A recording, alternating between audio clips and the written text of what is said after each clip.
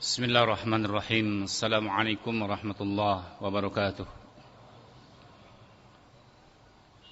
Innal hamdalillah nahmaduhu ta'ala wa nasta'inuhu wa nastaghfiruh.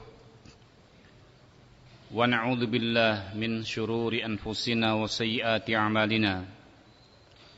May yahdihillahu fala mudilla lahu wa may yudlil fala hadiya lahu. وأشهد أن لا إله إلا الله وحده لا شريك له وأشهد أن محمدا عبده ورسوله يا أيها الذين آمنوا اتقوا الله حق تقاته ولا تموتن إلا وأنتم مسلمون يا أيها الناس اتقوا ربكم الذي خلقكم من نفس واحدة وخلق منها زوجها وبث منهما رجالا كثيرا ونساء واتقوا الله الذي تساءلون به والأرحام إن الله كان عليكم رقيبا يا أيها الذين آمنوا اتقوا الله وقولوا قولا سديدا يصلح لكم أعمالكم ويغفر لكم ذنوبكم ومن يطع الله ورسوله فقد فاز فوزا عظيما ثم أما بعد فإن أصدق الحديث كتاب الله وخير الهدي هدي محمد صلى الله عليه وعلى آله وسلم وشر الأمور محدثاتها وكل محدثة بدعة وكل بدعة ضلالة وكل ضلالة في النار. Ahibbati fillah, saudaraku dan saudariku rahimani wa rahimakumullah. Salah satu nikmat dari sekian kenikmatan-kenikmatan yang telah Allah Azza wa Jalla anugerahkan kepada kita adalah kenikmatan seorang tatkala menjalani, tatkala menerapkan Islam, baik yang berkaitan dengan perkara-perkara yang bersifat prinsip, perkara-perkara yang mengandung dalam hal muamalah, atau dalam perkara-perkara ibadah. Semua tadi dalam melaksanakan, dalam menerapkan di bawah bimbingan para ulama.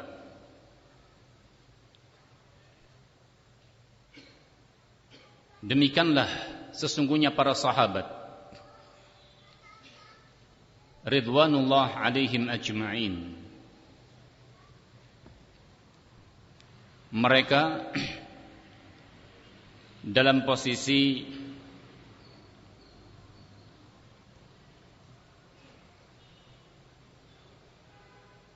orang-orang yang dipilih oleh Allah Subhanahu wa ta'ala,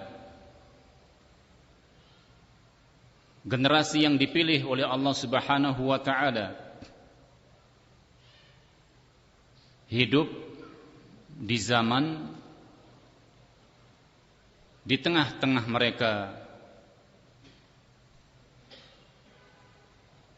ada Rasulullah sallallahu alaihi wasallam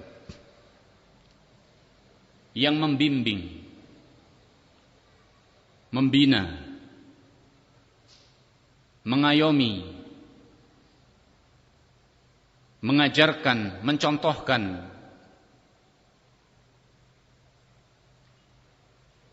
dan itu dirasakan oleh para sahabat ridwanullah alaihim ajma'in. Tatkala mereka datang dari jauh Sebagai misal, Malik bin Huwairits bersama rombongannya ketika berguru kepada Nabi SAW, hari-hari mereka lewati. Nabi SAW mengetahui bahwa pada wajah-wajah mereka nampak kerinduan dengan keluarga.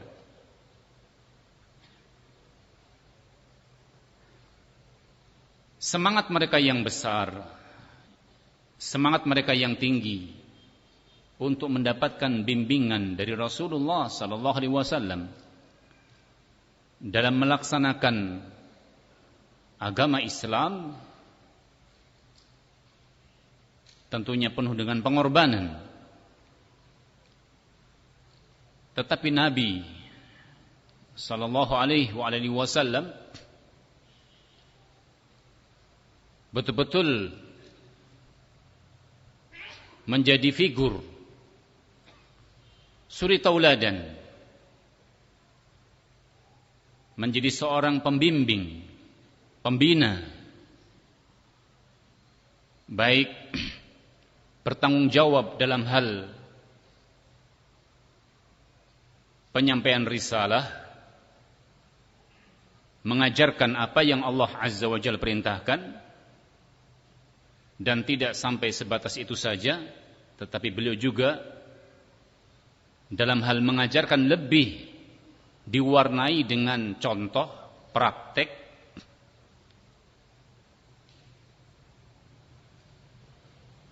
Sebab itu, tatkala beliau mendapati wajah-wajah para sahabat yang sekian lama telah meninggalkan keluarga, tentunya rindu kepada keluarga, maka Nabi pun memberikan bimbingan kepada mereka, kembalilah kalian kepada keluarga kalian. Pesannya ialah apa? Allimuhum wa addibuhum. Ajari mereka, bimbing mereka dengan ilmu, dan juga ajari mereka, bimbing mereka dengan adab-adab yang mulia.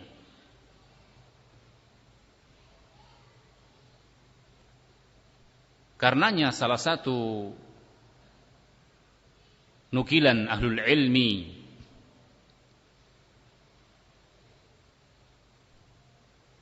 tatkala Allah Subhanahu wa ta'ala berfirman dalam sebuah ayat yang tentunya hampir kita semua mendengar,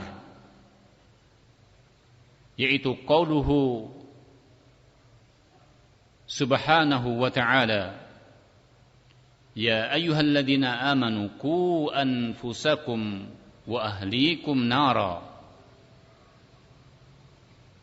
Wahai orang-orang yang beriman, jagalah diri-diri kalian dan juga keluarga kalian dari api neraka.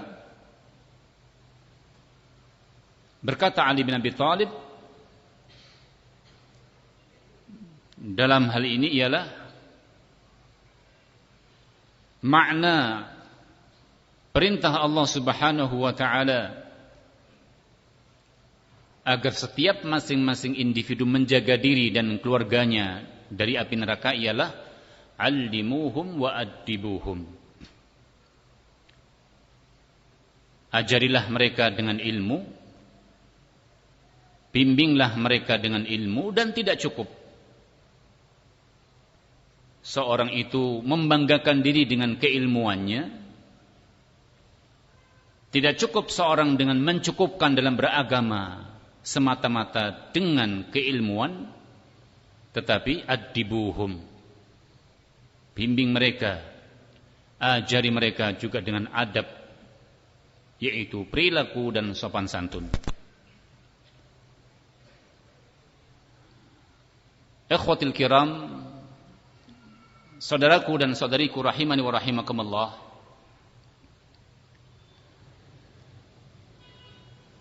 tentunya semua tadi membutuhkan ikatan yang kuat, jalinan yang erat, agar kita bisa melaksanakan baik itu wasiat-wasiat Allah, wasiat-wasiat Rasul, demikian pula pesan-pesan dari para sahabat,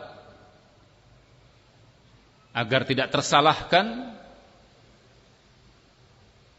agar tidak keliru dalam hal mempraktekkan, menempatkan, mewujudkan, ialah jalinan yang erat dengan para ulama. Fabarakallahu fikum. Pada kesempatan pertemuan kali ini akan kita paparkan salah satu karya seorang alim yang tentunya tidak asing bagi kita, terlebih beliau pun juga sempat dan pernah berkunjung ke negara kita, yaitu Fadilatu Asy-Syaikh Dr. Abdullah bin Abdul Rahim Al-Bukhari, di mana beliau salah seorang alim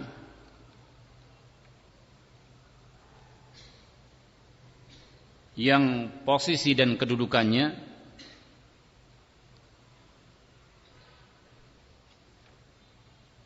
merupakan ulama yang seringkali oleh ulama-ulama yang dengan bahasa kita senior, ke Syekh Rabi, demikian pula Syekh Ubaid, mengisyaratkan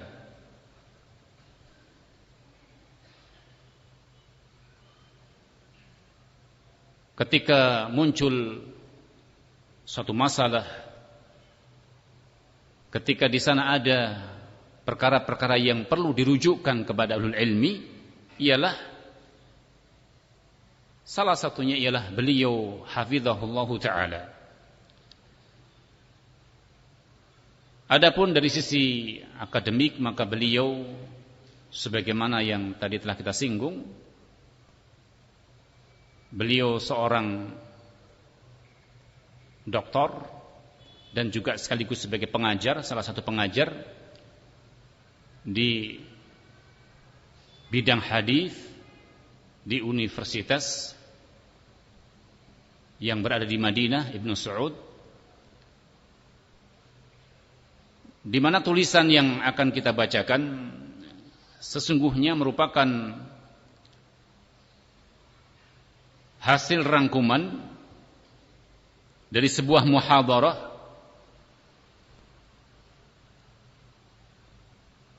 yang beliau sampaikan kurang lebih 10 tahun yang silam. Tepatnya dikatakan pada hari Jumat tanggal 5 Rabiul Tsani. Adapun sisi tahun Hijriyah ialah 1429 Hijriyah. Atau dengan bahasa yang tadi kita sampaikan, telah terucap dan telah tersampaikan tulisan yang sama-sama akan kita pelajari itu 10 tahun yang lalu. Ikhwatil kiram, barakallahu fikum. Yang mendorong beliau memilih topik yang kemudian terwujud dalam sebuah tulisan, apakah dengan bahasa kita mungkin kelasnya Kutaib, yaitu kitab kecil, tulisan yang tidak panjang,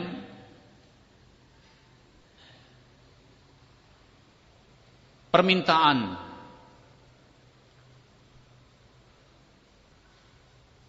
agar beliau menyampaikan permasalahan seputar perkara-perkara yang ada kaitannya dengan masyarakat. Di mana masalah-masalah yang seperti ini sangat diperlukan. Seringkali muncul anggapan, bahkan tidak sedikit adanya tuduhan-tuduhan bahwa kajian-kajian, muhadharah, pembicaraan,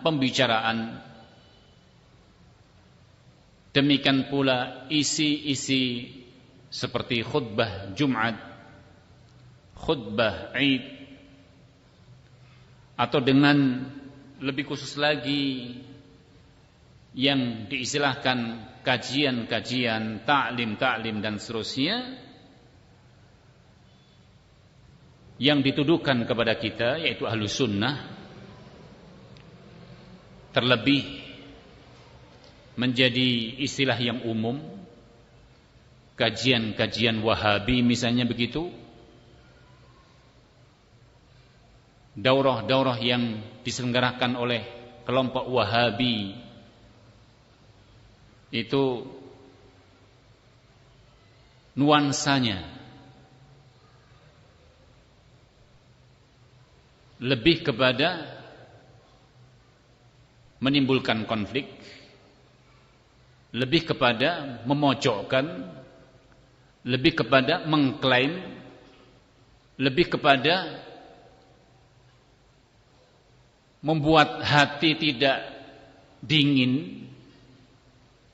Dengan kata lain, kalau kita dengarkan ceramahnya ustadz-ustadz Salafi atau ustadz-ustadz yang mereka katakan Wahabi itu panas, tidak ada yang menyejukkan.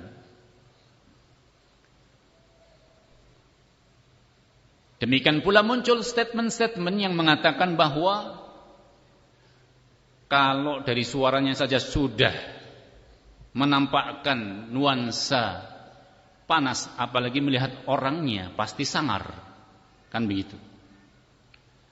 Sampai-sampai mengatakan, saya pertanyakan kalau ada Wahabi itu yang murah senyum,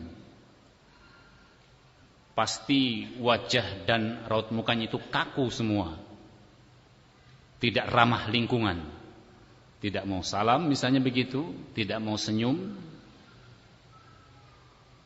Fabarakallahu fikum.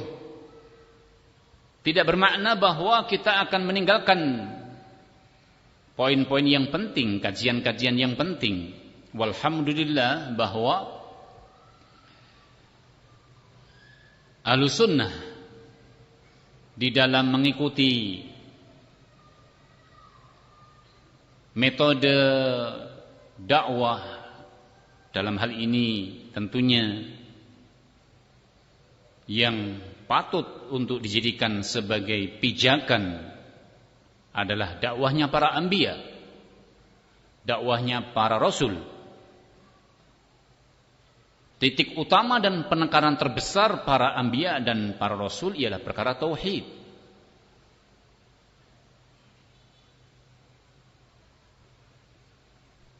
Demikian pula barakallahu fikum, tidak kemudian manakala kita menyampaikan hal-hal yang kaitannya dengan perihal kemasyarakatan, sosial kemasyarakatan, hubungan kemasyarakatan, baik yang menyangkut kepada masyarakat yang sifatnya sekup kecil seperti keluarga, bagaimana muamalah yang bagus antara orang tua dengan anak, anak dengan orang tua, atau seorang dengan tetangga dan seterusnya. tidak kemudian kita melupakan kajian-kajian, penyampaian-penyampaian yang bersifat prinsip, pokok-pokok akidah Ahlussunnah. Karena sesungguhnya itulah yang menjadi pembeda dakwah Ahlussunnah dengan yang lain. Ketika Ahlussunnah betul-betul menekankan dalam hal menyampaikan, mengajarkan bahwa muatan-muatan yang paling ditekankan, diulang dan diulang, difahamkan dan difahamkan, dijelaskan dan berulang-ulang dalam penjelasannya ialah prinsip-prinsip penting, pokok-pokok penting yang merupakan pilar, yaitu perkara tauhid, perkara akidah. Kenapa demikian? Karena sejak dahulu, bahkan sampai sekarang,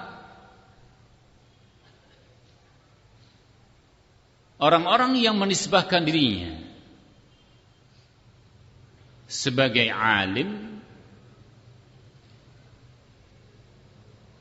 bahkan lebih khusus mengatakan sebagai ulama Ahlussunnah, ulama yang dikatakan salafi, ternyata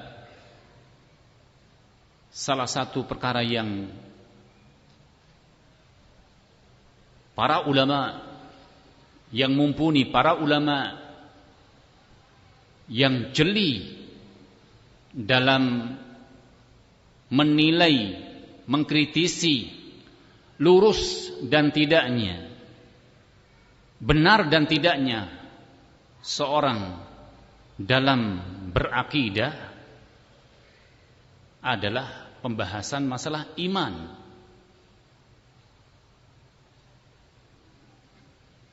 Tentunya kita mengenal tertuduhnya pelaku-pelaku dakwah, pembawa bendera salafi dengan diistilahkan padanya ada akidah murji'ah, ada padanya irja,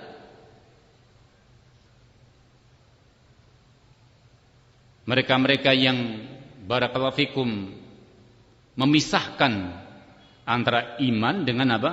Amal soleh. Tidak berpengaruh amal kebaikan seorang terhadap keimanan dan tidak termadaratkan keimanan seorang dengan kemaksiatan. Ahibati fillah, rahimani wa rahimakumullah.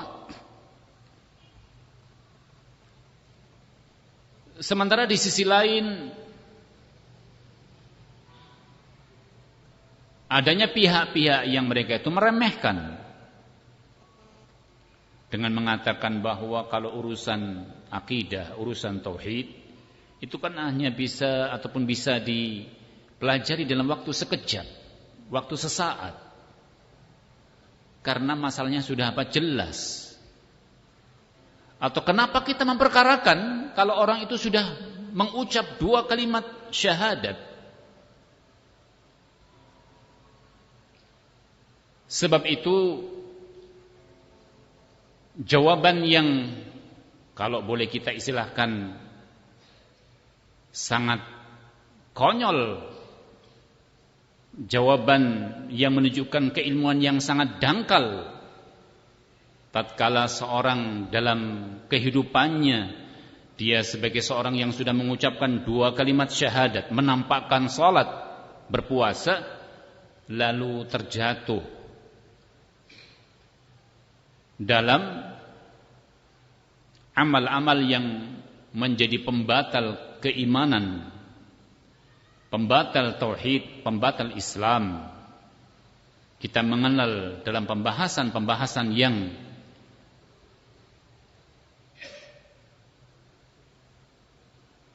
ada pada para ulama Ahlussunnah ialah tentang bab nawaqidul Islam, amal-amal yang menjadi pembatal Islam.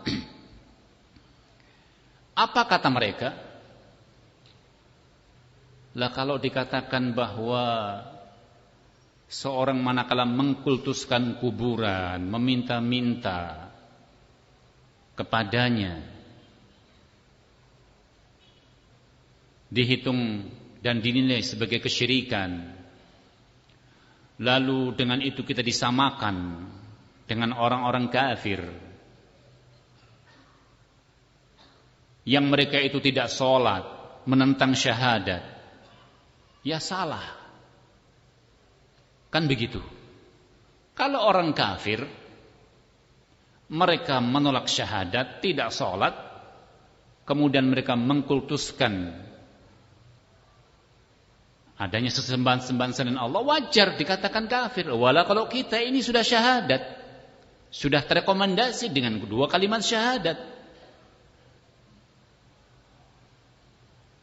muncullah dengan kalimat-kalimat yang bersifat umum. Man qala la ilaha illallah dakhala al-jannah.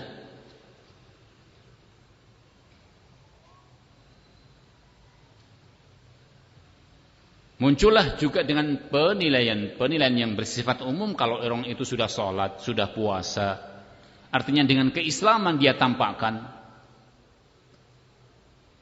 meskipun melakukan dan terjatuh dalam perbuatan-perbuatan yang dinilai sebagai pembatal keislaman, tidak bisa kita katakan bahwa dia menjadi seorang yang telah keluar dari Islam. Beda.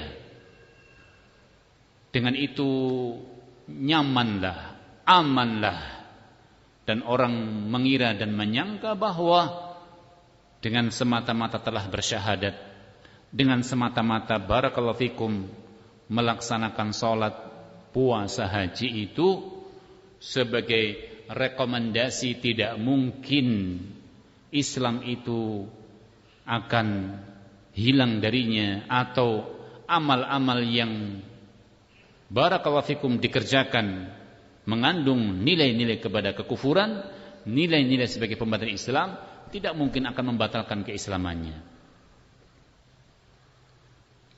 Ikhwatul kiram, barakallahu fikum. Topik yang barakallahu fikum beliau pilih berkaitan dengan pembahasan masalah seputar kemasyarakatan ialah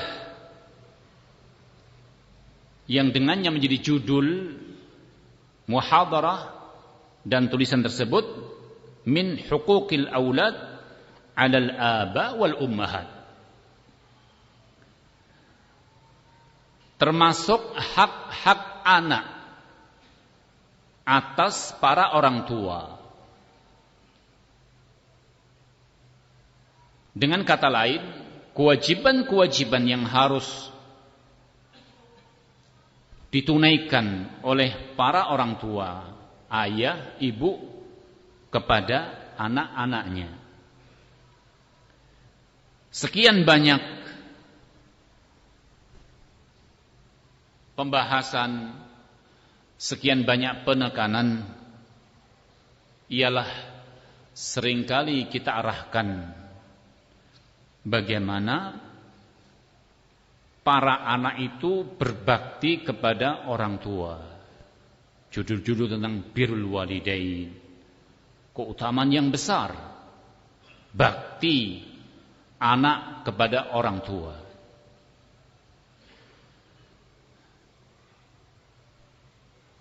Tentunya barakallahu fikum, salah satu sebab untuk bisa menghasilkan,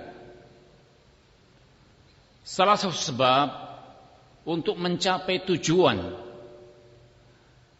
agar anak-anak kita itu menjadi anak-anak yang soleh, anak-anak yang berbakti kepada kedua orang tua, adalah upaya orang tua. Ya kalau mungkin dibahasakan dengan orang tua berbakti kepada anak, kadang orang mengatakan kok terlalu tinggi bahasanya. Tetapi yang ada ialah usaha apakah upaya apakah, praktek-praktek keseharian, baik dari sisi ilmu, muamalah, ucapan, tindakan, yang dengannya para anak tadi semoga dengan sebab-sebab di mana orang tua, ayah, ibu berbuat baik kepada mereka menjadi sebab baiknya anak kepada para orang tua.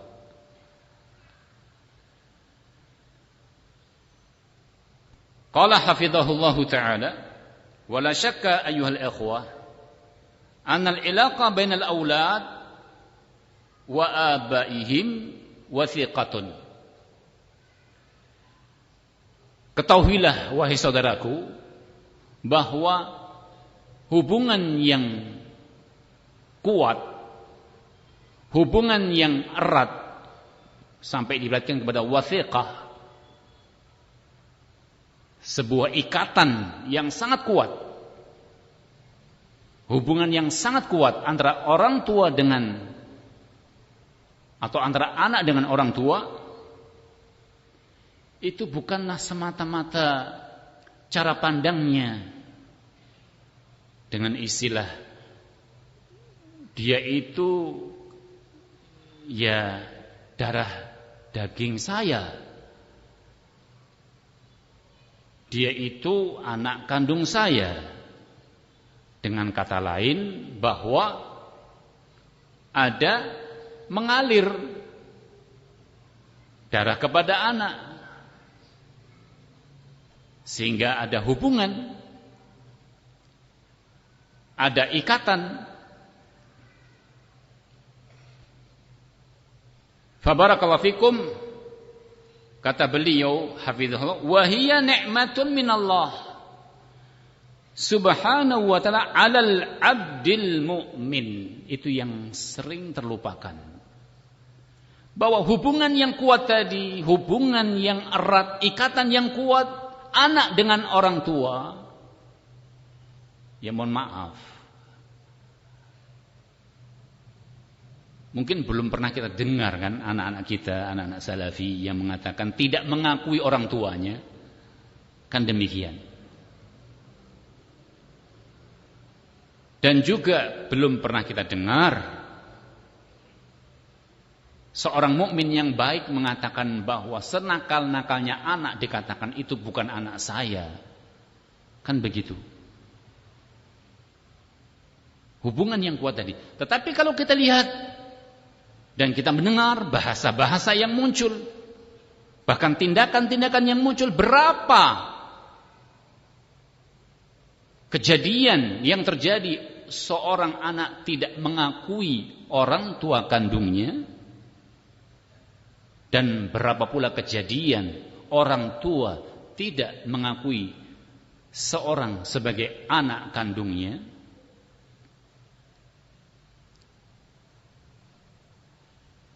Tetapi apabila kita lihat ujian, cobaan,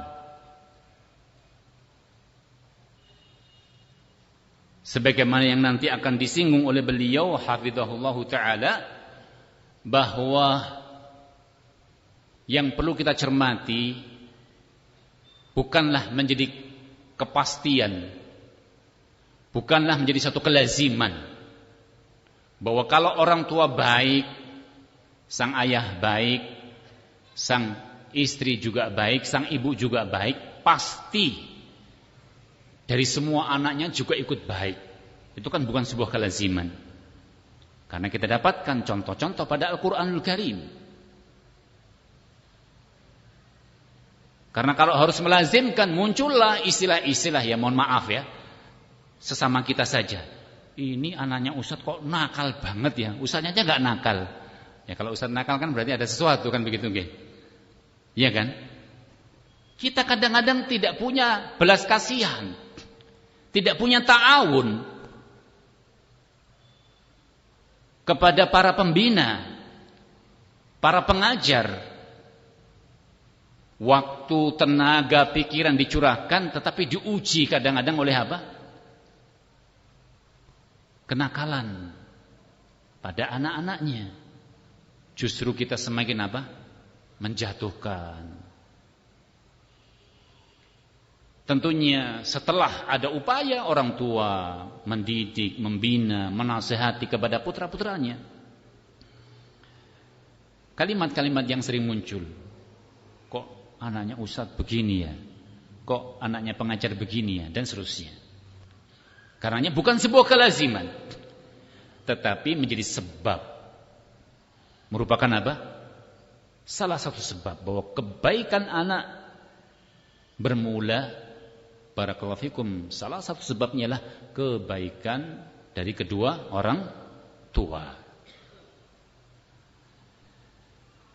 Karenanya muallif hafizahullah mengatakan wahiyya ni'matun minallah azza wa jalla 'alal 'abdil mu'min.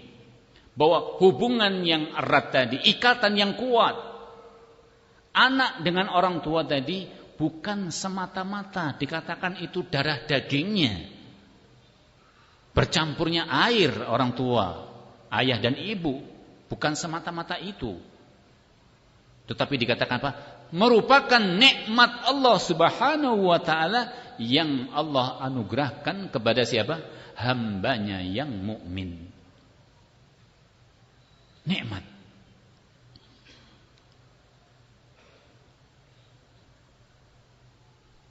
Fabarakallahu fikum.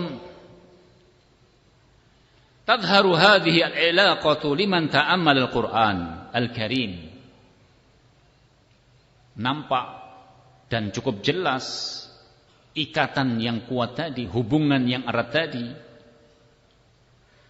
Barang siapa yang menghayati, mencermati apa yang ada pada Al-Quranul Karim dan juga sunnah al-mutahharah, sunnah Nabi SAW. Famathalan, contoh beberapa ayat. Najidu wasiyat Allah subhanahu wa ta'ala bihim. Adanya perintah Allah subhanahu wa ta'ala, wasiat Allah subhanahu wa ta'ala.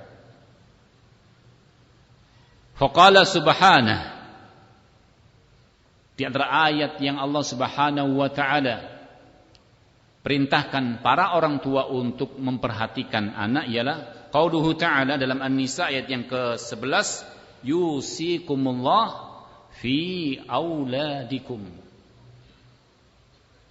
Allah perintahkan agar para orang tua yang mereka itu meninggalkan harta peninggalan, masalah pembagian warisan kepada siapa? Kepada anak-anak mereka. Wasiat Allah subhanahu wa ta'ala. Qala wa ma'lumun annal wasiyata innama takunu fi amrin muhim wa li amrin muhim. Namanya wasiat, tentunya keberadaannya itu untuk perkara yang penting atau karena perkara penting. Sampai-sampai pada sebagian anak lebih mengedepankan dan lebih didominasi kadang untuk menjaga wasiat orang tua.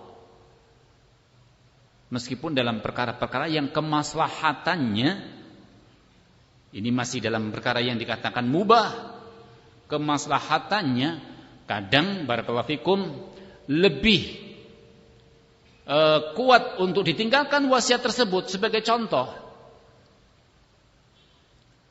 kadang orang tua berwasiat, wasiat dalam hal peninggalan orang tua. Apakah orang tua berwasiat misalnya meninggalkan kendaraan, wasiat orang tua dalam meninggalkan tanah, rumah dan seterusnya. Sebagian orang ketika dihadapkan dengan kepentingan dan keperluan yang wallahu alam manakala tidak mungkin seorang untuk mengentaskan problem yang dihadapi dengan masalah hutang piutang, beban dalam masalah kehidupan yang mengharuskan kadang seorang menjual tanah. Kadang seorang berpikir, ini wasiat orang tua, yang tidak mengizinkan, yang tidak membolehkan untuk dijual. Atau kadang wasiat-wasiat yang sifatnya barakallahu fikum bertentangan dengan masalah agama kita. Sebagai misal ketika orang tua meninggal sebelumnya berwasiat terkait dengan acara-acara setelah kematian. Demikian pula bagaimana bentuk kuburan yang akan diadakan berikutnya dan selanjutnya. Fa barakallahu fikum. Tentunya wasiat-wasiat yang asalnya merupakan sebuah keagungan, hal yang perlu dijaga, dan itu pada umumnya. Karenanya barakallahu fikum, pentingnya dan perlunya sehingga terjagalah. Demikian pula aidan najidu an anbiya Allah taala qad tamathalu akhlaqan 'azimatan fi qiyamihim bihaqqi abaihim. Sebaliknya, bahwa kita dapati sekian banyak contoh-contoh dalam ayat bahwa para nabi mereka telah menampakkan dengan akhlak kepribadian yang mulia dalam menunaikan hak-hak orang tua mereka. Wa da'watihim lil khair, doa-doa dalam hal kebaikan. Fa Ibrahimu alaihi salam qala li abihi. Contoh Ibrahim alaihi salam ketika berkata kepada orang tuanya, kama hakallahu subhanahu wa ta'ala an wa idh qala Ibrahimu li abihi. Ceritakanlah wahai Muhammad sallallahu alaihi wasallam apa yang dikatakan Ibrahim kepada orang tuanya, yaitu Azar. Atatakhidu asnaman alihatan, pantaskah engkau menjadikan berhala-berhala itu sebagai sesembahan? Inni araka wa qaumaka fi dhalalim mubin. Sesungguhnya aku melihatmu dan kaummu berada pada kesesatan yang nyata. Wa qala fi mawdhi'in akhar, demikian pula di ayat yang lain dikatakan wadhkur fil kitab, ceritakan wahai Muhammad tentang Ibrahim, innahu kana siddiqan nabiyya, beliau seorang yang siddiq, seorang yang jujur dan seorang yang dikatakan nabi. Idh qala li abi, tatkala berkata kepada ayahnya, ya abati lima ta'bud atau lima ta'budu ma la yasma'u wa la yubsiru wa la yughni anka syai'a. Wahai ayahku, kenapa engkau beribadah kepada sesuatu yang tidak mendengar, sesuatu yang tidak bisa melihat, sesuatu yang tidak bermanfaat, yaitu tidak mampu untuk berbuat sedikit pun kepadamu kalau kemudian Allah menghendaki yang lain. Wa najidu fil Qur'an aidan khitabatu ba'dil anbiya.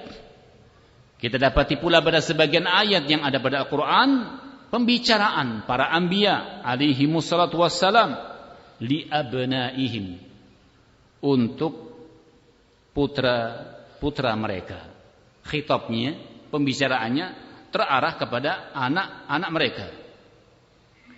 Fi ghayati minal husn wal ishfaq alaihim, pada puncak kebagusan, pada puncak kepedulian. Wa min dzalik, salah satu contohnya ialah qaulu ta'ala yang ada dalam Al-Baqarah ayat yang ke-133. Am kuntum syuhada id hadara Ya'qub al-maut. Apakah kalian hadir saat di situ kematian telah dekat menjemput Ya'qub alaihi salam? Id qala libani, ketika Ya'qub berkata kepada putra-putranya, ma ta'buduna min ba'di, siapa yang akan kamu sembah setelah sepeninggalku?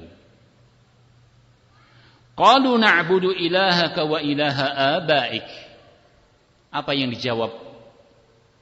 Tanggapan apakah yang diucapkan oleh putra-putranya? Yang akan kami ibadahi ialah sesembahan yang kamu sembah, yang kamu ibadahi. Na'budu ilahaka wa ilaha abaik, dan juga sesembahan orang-orang tua, yaitu dari keturunan Ibrahim, orang tua yang dalam hal ini Ibrahim, wa Ismail, wa Ishaq, ilahan wahida. Sembahan itu hanya satu. Wa nahnu lahu muslimun, dan kami terhadapnya berserah diri. Wa qala Ibrahim al-Khalil libnihi Ismail. Lihat pula bagaimana perhatian, kerinduan, perhatian yang sangat orang tua kepada anaknya. Ketika Ibrahim berkata kepada Ismail, "Ya bunayya inni ara fil manami anni adbahuk." Wahai putraku, sesungguhnya aku mimpi, dalam mimpi tersebut bahwa aku diperintahkan untuk menyembelihmu. Fanzur madza tara, maka pikirkanlah, lihat bagaimana Ibrahim alaihissalam tidak serta-merta dalam hal apa? Melazimkan kepada anak, memerintah kepada anak. Fabarakallahu fikum, apabila kita dapati dalam kehidupan sehari-hari, seringkali kita dihadapkan dengan hal-hal yang seolah-olah bahwa kita dalam menghadapi perilaku putra-putri kita yang masih pada usia-usia yang membutuhkan untuk kita bimbing, untuk kita arahkan kepada perkara-perkara yang baik, tetapi kita lebih didominasi dengan keinginan-keinginan yang sesungguhnya jika kita mau mencermati itu di luar barakallahu fikum kemampuan dan kapasitas anak-anak kita semua. Sebagai misal, kadang kita memperhatikan kebiasaan-kebiasaan yang terjadi pada putra-putri kita. Sebagai contoh dalam hal mungkin makan atau minum. Bukankah telah berkali-kali dari semua penjuru, ya orang tua, lebih-lebih kalau kita mungkin sudah hidup di sebuah lingkungan, mereka-mereka yang tinggal di situ, para pengajar, upaya dan upaya, usaha dan usaha untuk mengingatkan anak-anak kita, jika mereka makan, maka makan dengan tangan kanan, kan begitu. Jika minum, maka minum dengan tangan kanan. Tabarakallahu fikum. Tetapi dalam kondisi-kondisi tertentu, pada sebagian orang tua seolah-olah menganggap bahwa anak kita itu telah mencapai kepada pemahaman dan penerapan yang tidak mungkin melakukan sebaliknya, yang dengannya tatkala kita mendapati langsung kemudian hukuman yang kita timpakan kepadanya. Padahal apabila kita dapati, kita sampaikan, jangankan anak-anak itu barakallahu fikum pada usia-usia, anggaplah yang dikatakan sudah pada kelasnya, kelas-kelas TA-nya, pada usia 4 tahun, 5 tahun. Kemudian kita katakan mereka pada usia tersebut memiliki kemampuan dalam hal menerima, menangkap mata pelajaran dan dalam hal penerapan itu sama. Belum tentu. Tentunya kita mengenal perbedaan-perbedaan yang ada pada mereka. Yang tidak jarang pada sebagian mereka itu untuk membedakan mana yang kanan, mana yang kiri saja kan masih belum mampu, kan begitu ya. Ya tidak. Coba saja misalnya antum dapati sebagian anak, lalu kita menegur anak tadi, posisinya kita berhadapan. Posisi kita berhadapan. Nah, wahai bunai, walaupun itu bukan anak kita sendiri kadang-kadang, tapi perlu kepedulian. Jangan sampai kita lewat melihat anak makan dengan tangan kiri, itu anaknya siapa? Memang begitu, bapaknya enggak peduli, biar sajalah, kan begitu. Tidak, ada kepedulian, ya akhi barakallahu fikum. Kita tegur dengan baik-baik. Seandainya kita tegur, wahai bunai, wahai anakku, makanlah dengan tangan kananmu. Kan begitu, posisi berhadapan. Kalau posisi kita mencontohkan tangan kanan, kan di sini kan begitu ya. Pakai tangan ini loh nak. Kan begitu. Oh ini mi ya, tangan kanan saya tuh. Kan begitu ya. Karena posisinya berhadapan. Iya tidak? Oh tangan kiri itu yang ini ya mi. Kan begitu. Masih bingung mana yang kanan mana yang kiri. Berulang. Di rumah kadang seorang anak, bi mi tangan kanan tuh yang ini bi ya, yang ini mi. Dan tidak jarang kakak-kakaknya mencerca, kamu sudah besar nggak tahu mana yang kanan mana yang kiri. Coba, bukankah sebagai orang tua melindungi, mengarahkan? Ya kamu dulu juga sama, bingung mana yang kanan mana yang kiri. Sekarang saja kamu sudah besar kan begitu ya, bisa membedakan mana kanan mana kiri kan begitu. Dulu kamu lebih parah kondisinya kan bisa jadi begitu. Fa barakallahu fikum, itu sebagian contoh. Sisi lain alhamdulillah kita dapati pembiasaan-pembiasaan yang tentunya tolak ukurnya barakallahu fikum bukan kemudian kita mengatakan perbandingannya dengan orang-orang yang dikatakan nilai norma-norma Islamnya merosot jauh, kemudian kita membandingkan dengan mereka. Tetapi paling tidak barakallahu fikum menjadi rasa yang menggembirakan bagi kita sebagai misal pembiasaan-pembiasaan dalam hal pakaian, menutup aurat, membiasakan pakaian-pakaian. Ya, mohon maaf ya, kita kan sudah sering dituduh dengan istilah apa? Cingkrangnya, congklangnya, kan begitu ya. Itu lihat anak-anaknya dari kecilnya sudah dididik untuk pakaian congklang kan begitu ya. Dari kecil sudah cingkrang pakaiannya kan begitu. Luar biasa militansinya untuk mendidik pakaian-pakaian seperti itu. Subhanallah. Apakah seperti itu dikatakan perkara-perkara kemudian lalu kita terpukul dengan bahasa-bahasa seperti itu? Coba ketika si anak kemudian kadang-kadang dalam pakaian yang boleh menjadi sebab kenapa si anak kadang-kadang berpakaian yang mereka tidak tentram karena keterbatasan pakaian yang kita miliki. Kadang si anak mendapati pakaiannya sudah kecil, sempit. Bahkan tidak jarang yang kemudian pakaian yang dulu dia pakai usia 2 tahun, ketika sudah 4 tahun akan naik di atas lutut, kan bukan demikian kondisi dan kejadiannya, bukan di atas mata kaki lagi kan begitu ya. Naik lagi di atas lutut. Apa jawaban si anak? Dia akan mengatakan, malulah bi, malulah mi pakai pakaian seperti ini, kan begitu ya. Fa barakallahu fikum. Begitu pula pada banat misalnya, pembiasaan-pembiasaan pakaian yang di situ menutupi aurat mereka.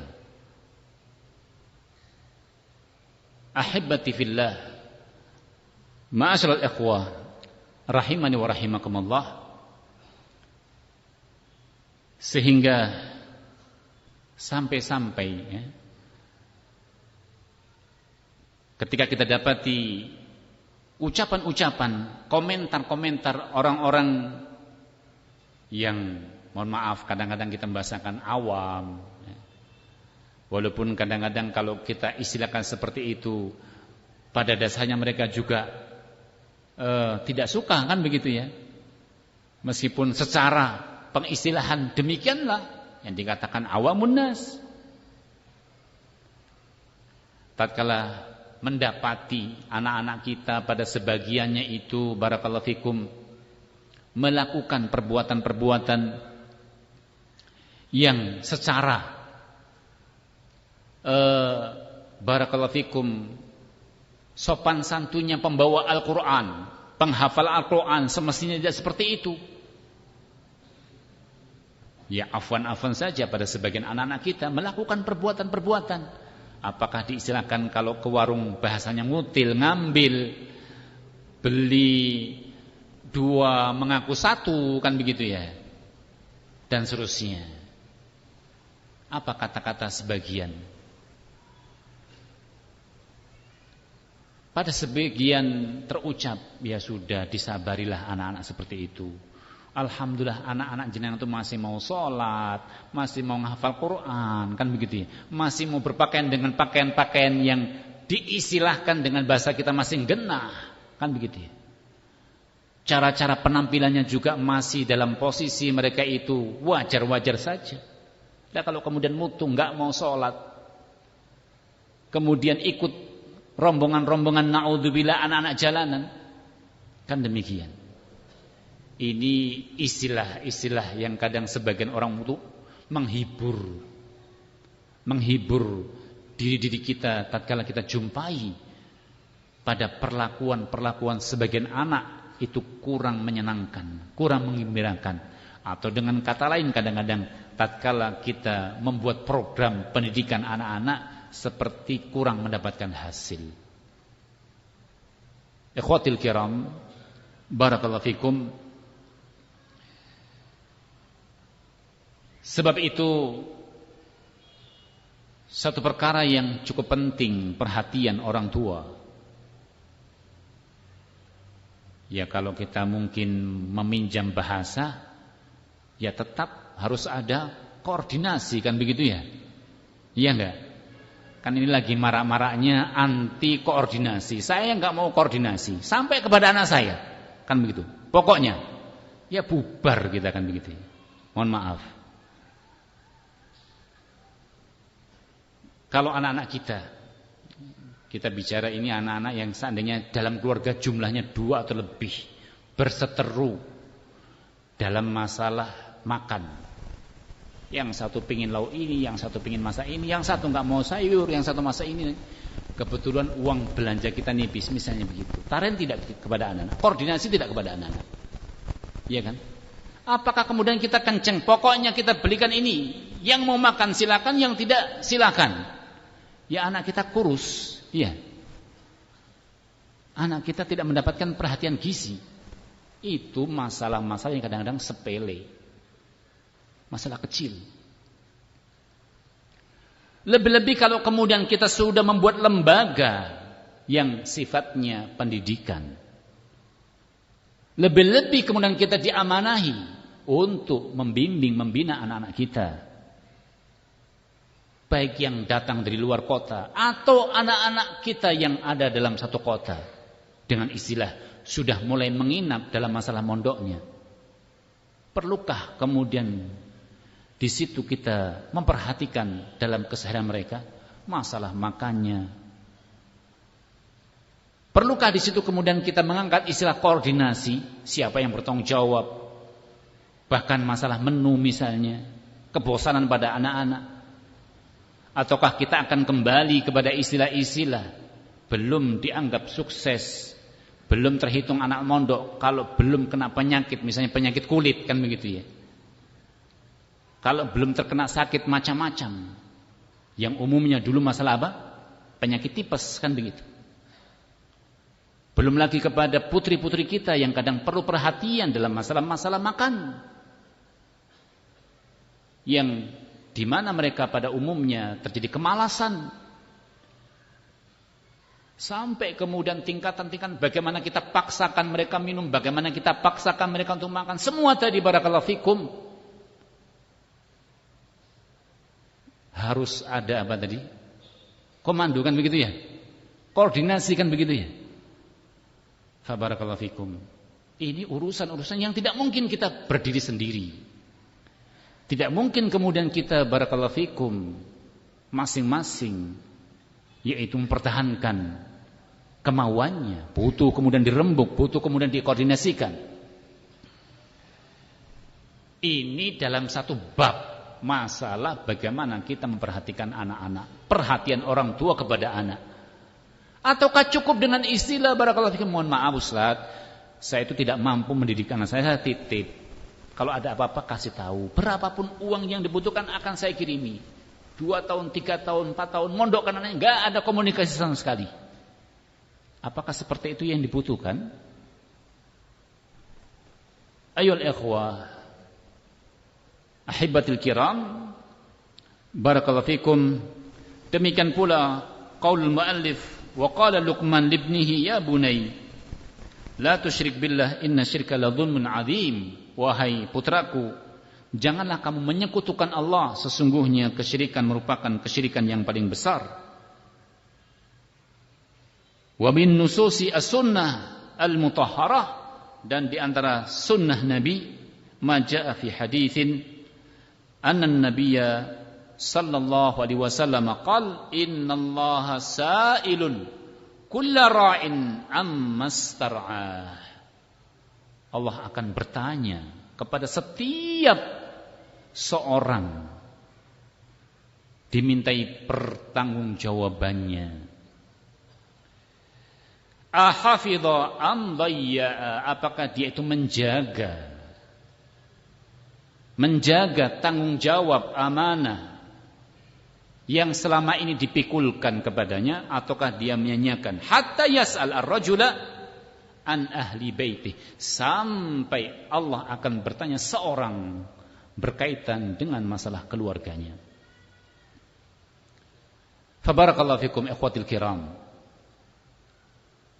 Pertanyaan yang akan dihadapkan kepada kita semua berkaitan dengan masalah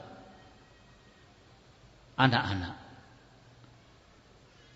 Fabarakallahu fikum. Tentunya semua tadi ada pihak-pihak yang barakallahu fikum mungkin punya kemampuan dalam mewujudkan, punya kelebihan. Pada sebagian tentunya lebih umum, banyak kekurangan. Disitulah muncul adanya sebuah ta'awun. Muncullah adanya lembaga-lembaga pendidikan, wadah yang di situ menampung pendidikan anak-anak, yang tentunya semua tadi barakallahu fikum, semua kita membutuhkan dan harus kita ulurkan kemampuan-kemampuan kita dari segala hal. Waktu kita, tenaga kita, pikiran kita, harta kita. Ya kalau tidak ujung-ujungnya seperti tadi, masing-masing seorang berjalan tanpa ada koordinasi dengan yang lain, masing-masing berjalan tanpa ada mengajak yang lain. Lebih-lebih kemudian muncul anggapan-anggapan yang buruk, saling menuding, saling menyalahkan. Fallahu musta'an. Insyaallah kita sambung ba'da salatul zuhur bi'idznillah azza wajal. Semoga Allah Subhanahu wa taala memberikan kepada kita kekuatan, pertolongan, demikian pula kelapangan dada, kesabaran. Karena ini merupakan suatu ujian. Semua tadi barakallahu fikum perkara yang di mana seorang tetap harus memperhatikan untuk bagaimana seorang bisa berbuat sebaik-baiknya di hari yang di mana dia hadapi. Sebagaimana yang dikatakan oleh Syekh Ibn Sa'di rahimahullah, salah satu kunci untuk menuju kepada wasilah, perantara menuju kepada hayatun sa'idah, kehidupan yang membahagiakan, kehidupan yang menyenangkan, ialah seorang menghadapi hari yang sekarang sedang dihadapi, aktivitas yang sedang dihadapi, maka itulah yang seorang hendaknya betul-betul dia tekuni, betul-betul dia kerjakan. Betul yang namanya kadang hari-hari yang sudah lewat ada penyesalan-penyesalan karena mungkin mengalami kegagalan, ada kekurangan. Tetapi kalau sampai kemudian menghantui seorang sehingga menjadi penyakit, apa yang diistilahkan al-husni wal-ham, kesedihan yang berlarut-larut, yang kemudian seorang menghayal, membuat program-program yang dikatakan mustahil bisa terwujud, itulah yang dikatakan ham. Di mana seorang, barakallahu fikum, di samping kesedihan juga kegundah gulanaan, keresahan karena angan-angan ke depan yang sekian banyak, sehingga hari yang dia hadapi semestinya sekian banyak amal-amal bisa dikerjakan, ternyata terbengkelai karena tadi dihantui dengan masalah lalu, kemudian dihadapkan dengan angan-angan yang barakallahu fikum belum tentu seorang itu bisa mencapainya. Allah ayyuhal ikhwah, semoga Allah azza wajalla memberikan taufik kepada kita semua. Kita skor sementara. Jazakumullah khair. Tafadhalu hafizakumullah.